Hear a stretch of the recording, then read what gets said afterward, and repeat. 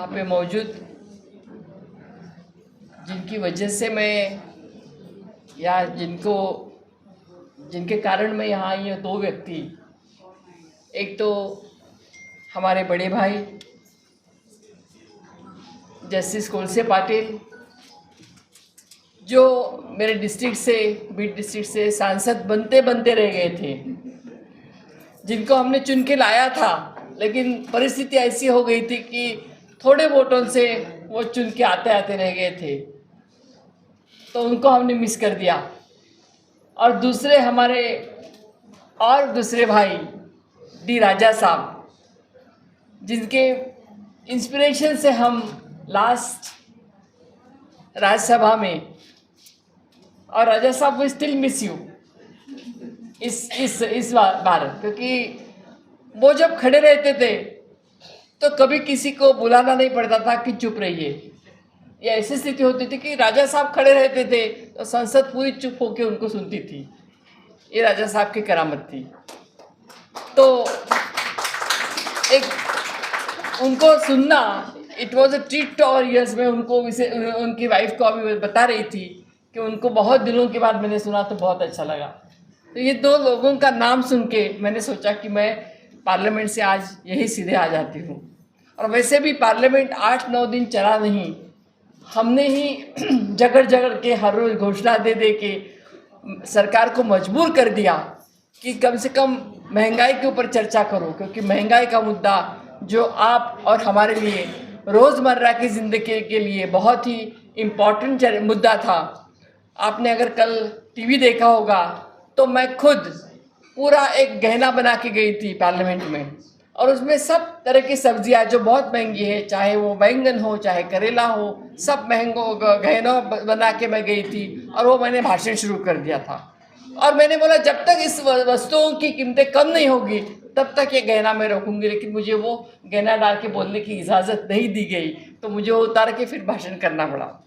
लेकिन मैंने वो मांग की कि जब तक ये इन सब वस्तुओं की चीज़ों की कीमतें, दूध हो, दही हो, पनीर हो, ये सब वस्तुओं की कीमतें हमारी कम नहीं होती है, क्योंकि सरकार ने इतना बड़ा जीएसटी लगा दिया है।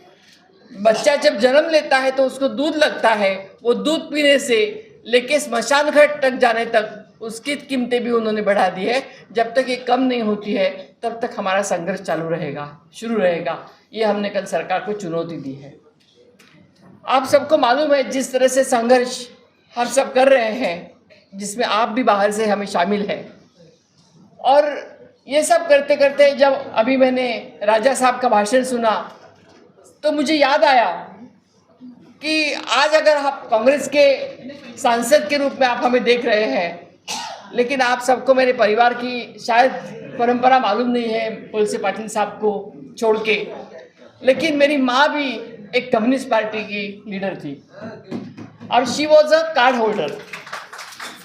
तो एक कम्युनिस्ट पार्टी और कांग्रेस का एक बहुत अभूतपूर्व संगम मेरे परिवार में हुआ था।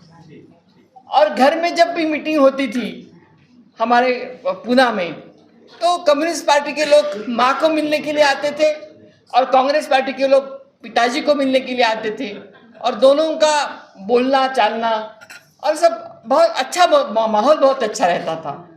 तो घर में ये वातावरण था, लेकिन सेक्युलर लोग, क्योंकि मेरी माँ और पिताजी का 1937 में 1937 में तब इंटरकास्ट मैरिज हुआ था।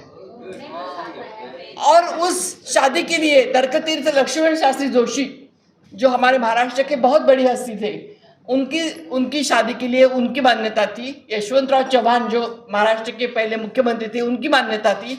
और ये सब लोगों के सामने रजिस्टर मैरिज तब हुआ था।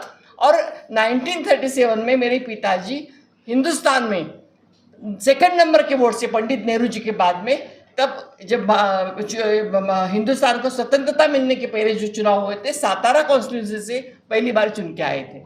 तो इस परिवार से हम आते हैं कि जहाँ पे एक अलग माहौल था। और जब बाबा साहब आम्बेडकर ने बुला के बोला था माँ को कि तुम शादी तो कर रहे इंटरकास्ट मैरिज, लेकिन समाज तुम्हें इतना सीधा जिंदगी व्यतीत करने नहीं देगा, माँ हमेशा मुझे बोलती थी कि तभी बाबा साहब ने बोला था कि जिंदगी बहुत कठिन होती है और इतना समाज सीधा तुम्हें चलने नहीं देगा, तुम्हें खेत में जाना पड़ेगा, मराठी में बोला था, खेत में जाना पड़ेगा, रोटी लेना पड़ेगा, सब बहुत मुश्किलों का सामना करना पड़ेगा।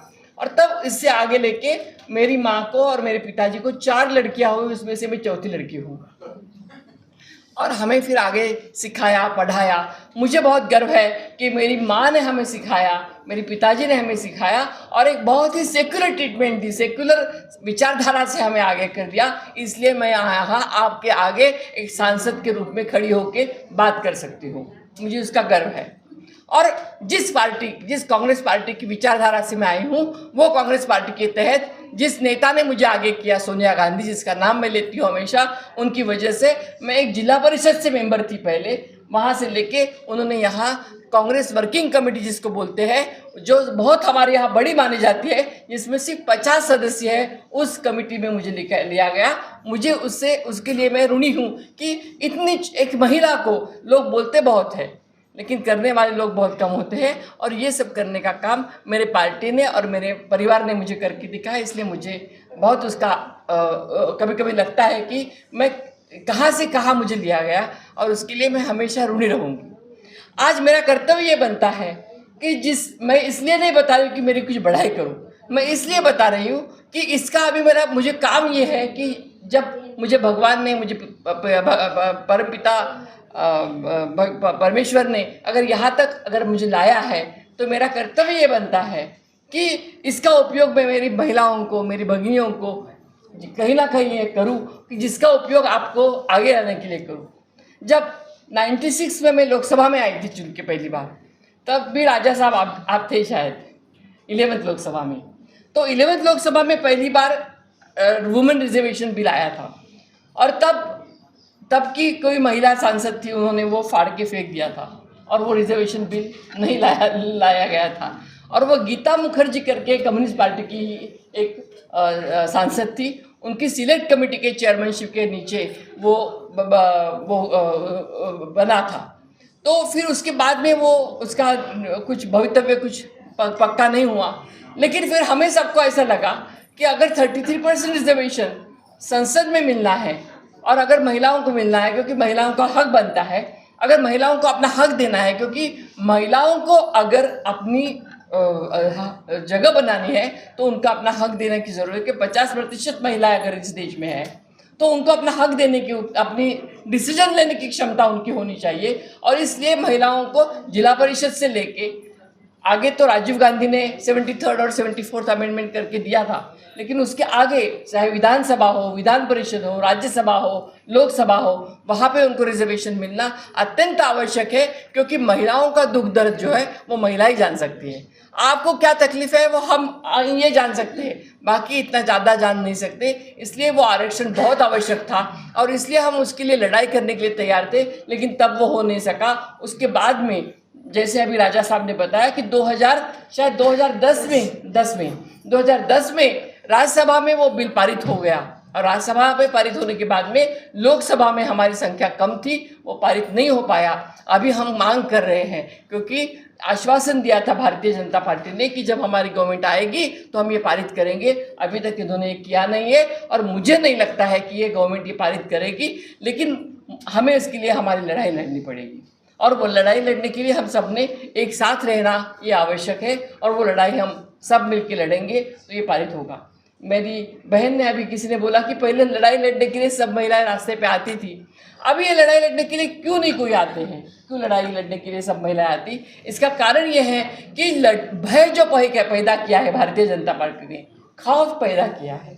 कोई बोलता है तो उनको लगता है कि अंदर डालेंगे। हम सांसद होते हुए भी हम जब बाहर आते हैं लड़ने के लिए, जब हम पार्लियामेंट हाउस विजय चौक में जाते हैं तो हमें पूरे दिन भर पुलिस, मेरा हाथ मैं ऐसा नहीं कर सकती क्योंकि मेरे पकड़ के हमें लिया जाता है। पुलिस वाले पुलिस वैन में डालते हैं और वैन में डाल के हमें दिन भर वहाँ पे पुलिस स्टेशन में रख देते हैं। सुबह रखते हैं, शाम को छोड़ देते हैं। हम क्या करते हैं, सिर्फ हमारे नेता के लिए या महंगाई के लिए या कोई ना कोई इशू लेके, हम लोगों के इशू लेके हम आते हैं। हमारा पर्सनल एजेंडा तो कोई होता नहीं है, लेकिन जब हम आते हैं तो हमारे साथ इस बदसलूकी की जाती है। हम जब रास्ते पे उतरते हैं, बीच में हम AICC हमारा जो कांग्रेस हेडक्वार्टर है, तो कांग्रेस हेडक्वार्टर के अंदर आके पुलिस ने हमें आके वहाँ पे दबंगगिरी कर दी थी। मुझे लगता है कि इस तरह से खौफ पैदा करना, दबंगगिरी पैदा करना, अगर आपने हमारा नहीं माना तो आपके साथ ये किया जाएगा, आपको ईडी की दबंगगिरी की जाएगी। ये जो खौफ दिखाया जाता है, ये जो डर पैदा किया जाता है, इससे लोग डरते हैं। लोगों को लगता है कि इससे फिर हमारे परिवार को क्या किया जाएगा। आज हमारे एक साथी है पुनिया जी, PL पुनिया, हमारे साथ काम राज्यसभा में भी थे, आप जानते होंगे राजा साहब। PL पुनिया के बेटे को ऐसे ही निदर्शन में काम करते हुए 1 महीने से अंदर रखा है पुलिस कस्टडी में, अभी तक उनको छोड़ा नहीं है। तो लोग कैसे बाहर आएंगे? उन्होंने क्या किया? सिर्फ निदर्शन किए। निदर्शन करना कोई गुनाह नहीं है, ये लोकशाही है, ये डेमोक्रेसी है।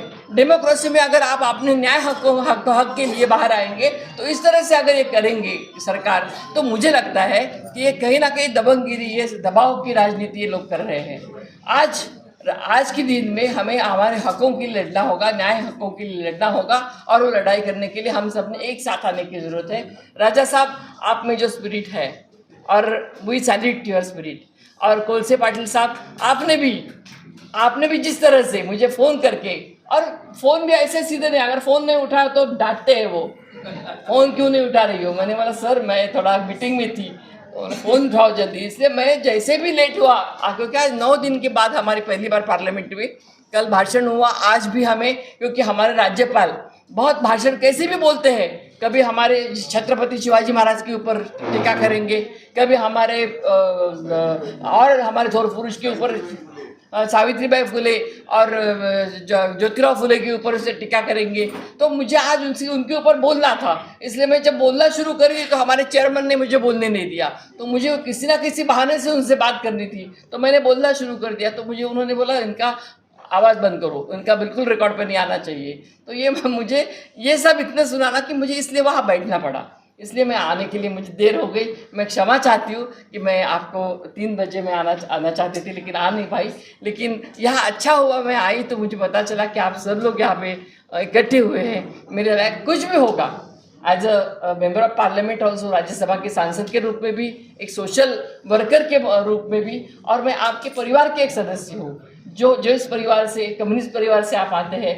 माँ की तरफ से मैं भी उस परिवार से आती हूँ, कॉमरेड, तो मैं उस परिवार से भी मैं आपके साथ आऊँगी। धन्यवाद। यहाँ आने के बाद मुझे अच्छा लगा, यहाँ आने के बाद मुझे सही में ऐसा लगा कि मैं अपने परिवार में आई हूँ।